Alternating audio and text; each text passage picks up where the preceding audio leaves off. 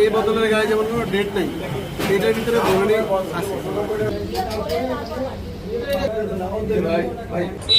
জি ধন্যবাদ। আমরা আজ মোবাইল কোর্ট অভিযানে বের হই। এখানে আমরা নিরাপদ খাদ্য কর্তৃপক্ষের আমাদের নীলফামারী জেলা প্রতিনিধি এবং আমাদের সৈয়দপুরের স্যানিটারি ইন্সপেক্টর ছিলেন। আমরা ভোক্তা অধিকার সংরক্ষণ আইন 2009 আজকে মোবাইল কোর্ট পরিচালনা করি। আপনারা জানেন যে আমাদের বিজ্ঞ জেলা ম্যাজিস্ট্রেট স্যারের নির্দেশনা আছে যে নিয়মিত বিভিন্ন বিষয়ে যেগুলো মোবাইল কোর্টের তফসিলভুক্ত আইন, সমস্ত আইনে অভিযান পরিচালনা করা এবং মোবাইল কোর্টের মাধ্যমে জনগণকে সচেতন করা।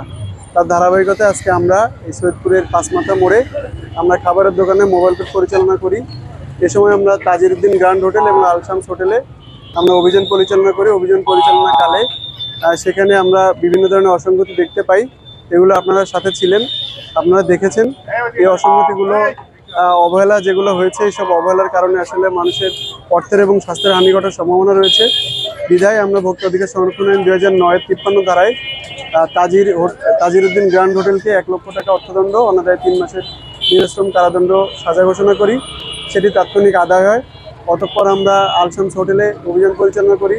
সেখানেও আমরা অবহেলার মারাত্মক অবস্থা দেখতে পাই। সে মোতাবেক আমরা একই ধারায় 1.5 লক্ষ টাকা অর্থদণ্ড, অন্যথায় 4 মাসের বিনাশ্রম কারাদণ্ড সাজা ঘোষণা করি। এই টাকাটিও তাৎক্ষণিক আদায় হয়। আমরা আমাদের শ্রদ্ধেয় জেলা প্রশাসক স্যার এবং আমাদের শ্রদ্ধেয় উপজেলা নির্বাহী অফিসার স্যারের নির্দেশনা মোতাবেক সৈয়দপুর উপজেলায় মোবাইল কোর্টের এই যে অভিযানগুলো আমরা নিয়মিত অব্যাহত রাখবো এবং মানুষকে মোবাইল কোর্টের মাধ্যমে সচেতন করব।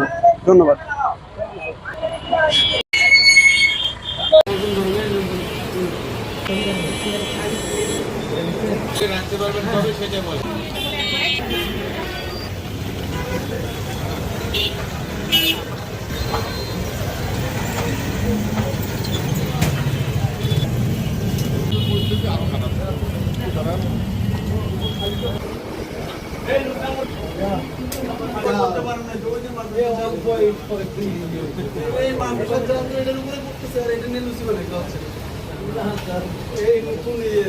আমার তো কপাল খারাপ, আমি মধ্যে